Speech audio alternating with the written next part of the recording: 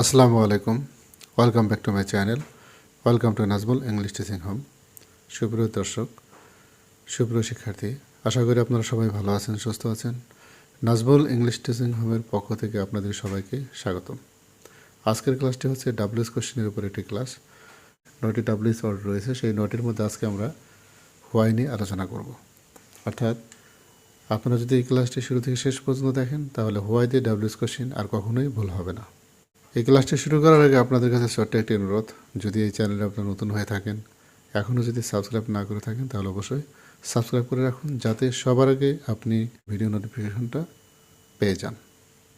তাহলে আসুন কথা না বাড়িয়ে ক্লাসটা শুরু করি। হোয়াই দিয়ে ডাব্লিউএস কোশ্চেন মেকিং, অর্থাৎ হোয়াই দিয়ে ডাব্লিউএস কোশ্চেন তৈরি।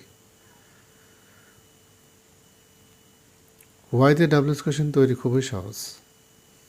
আসুন তাহলে শুরু করা যাক। হোয়াইয়ের অর্থটা আগে জানা দরকার। হোয়াইয়ের অর্থ হলো কেন। হোয়াই কারণ সম্পর্কে জানতে ব্যবহৃত হয়। অর্থাৎ হোয়াইয়ের অর্থ হলো কেন। আমরা যখন কোনো কারণ সম্পর্কে জানতে চাবো তখন আমরা ডাব্লিউএস ওয়ার্ড কী ব্যবহার করব? হোয়াই। এক কথায় কারণ নির্দেশক শব্দের পরিবর্তে হোয়াই বসে। তাহলে কিসের পরিবর্তে হোয়াই বসে? যখন কোনো ওয়ার্ডের দ্বারা কারণ নির্দেশ করবে, সেই কারণ নির্দেশক শব্দ বা শব্দগুচ্ছের পরিবর্তে কী বসে? হোয়াই বসে। এবং স্ট্রাকচারটা হবে ঠিক এরকম: প্রথমে হোয়াই বসে, তারপর অক্সিলারি। আমরা জানি ডাব্লিউএস ওয়ার্ড টানার পরে কিন্তু অক্সিলারি বসে, তারপর প্রদত্ত সাবজেক্ট অর্থ অনুসারে বা বাক্য অনুসারে সাবজেক্ট প্লাস ভার্ব প্লাস বাক্যাংশ। এভাবে কিন্তু একটা ডাব্লিউএস কোশ্চেন তৈরি হয়ে থাকে। ইতিপূর্বে আমি ডাব্লিউএস কোশ্চেন আরও কয়েকটি ক্লাস নিয়েছি, সেগুলো যদি আপনারা দেখে আসেন তাহলে আজকের ক্লাসটি কিন্তু আপনাদের কাছে আরও সহজ হয়ে যাবে ইনশাল্লাহ। তাহলে আসুন দেখে নেওয়া যাক যে কীভাবে ডাব্লিউএস কোশ্চেন মেকিং করা যায় হোয়াই দিয়ে। He is waiting for the bus. সে বাসের জন্য অপেক্ষা করতেছে। দেখুন এখানে আমি লাল বোল্ড করে দিয়েছি ফর দ্য বাস, বাসের জন্য। তাহলে ক্রিয়াকে যদি প্রশ্ন করা যায় কেন দিয়ে, যে কেন সে অপেক্ষা করতেছে, সাবজেক্টকে যদি কেন দিয়ে প্রশ্ন করা যায় তাহলে কিন্তু কেন সে অপেক্ষা করতেছে? ফর দ্য বাস, বাসের জন্য। তাহলে বাসের জন্য এই যে কারণ প্রকাশক করলো ফর দ্য বাস, তার পরিবর্তে কী আনতে হবে? Why. He is waiting for the বাস। দেখুন এখানে কী রয়েছে? ফর প্লাস নাউন রয়েছে। এই ফর প্লাস নাউনের পরিবর্তে কী বসবে? হোয়াই। ফর প্লাস নাউন দ্বারাই, অর্থাৎ ফর প্লাস নাউন দ্বারাই কারণ প্রকাশ পেয়েছে যে সে বাসের জন্য অপেক্ষা করছে। তাহলে এটার ফর দ্য বাসের পরিবর্তে আমরা কি নিয়ে আসলাম? হোয়াই। তারপর অক্সিলারি ভার্ব ইজ। দেখুন অক্সিলারি, ডাব্লিউএস ওয়ার্ডের পরে অক্সিলারি, এখানে আমরা ডাব্লিউএস ওয়ার্ড লিখবো, তারপর অক্সিলারি। এবার এখানে কী রয়েছে? সাবজেক্ট হি, হিটা লিখে ফেললাম, তারপরে ভার্ব ওয়েটিং। তাহলে ডাব্লিউএস কোশ্চেন হলো হোয়াই ইজ হি ওয়েটিং, সে কেন অপেক্ষা করতেছে? উত্তর হলো for the bus.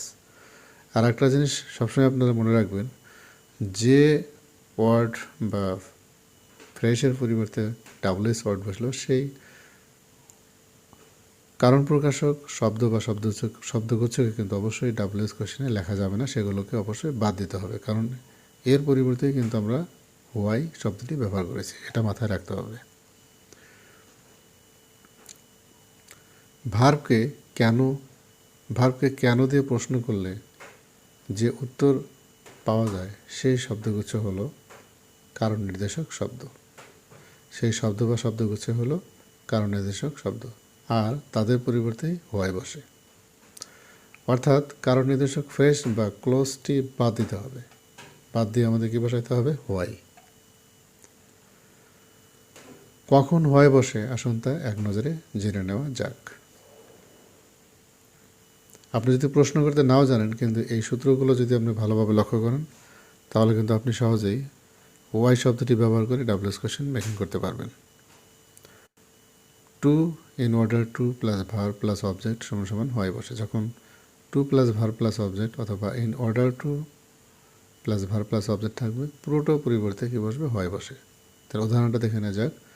He came to invite me, সে এসেছিল আমাকে নিমন্ত্রণ করার জন্য। তাহলে টু রয়েছে প্লাস ভার্ব প্লাস অবজেক্ট, এই টু ইনভাইট মির পরিবর্তে কী আসবে? হোয়াই।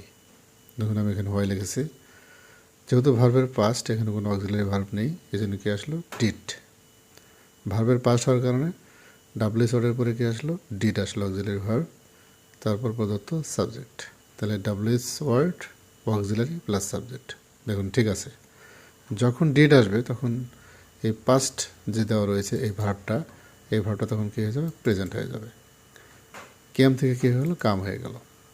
তাহলে হি কেম টু ইনভাইট মি, সে আমাকে নিমন্ত্রণ করার জন্য এসেছিল। হোয়াই ডিড হি কাম, সে কেন এসেছিল?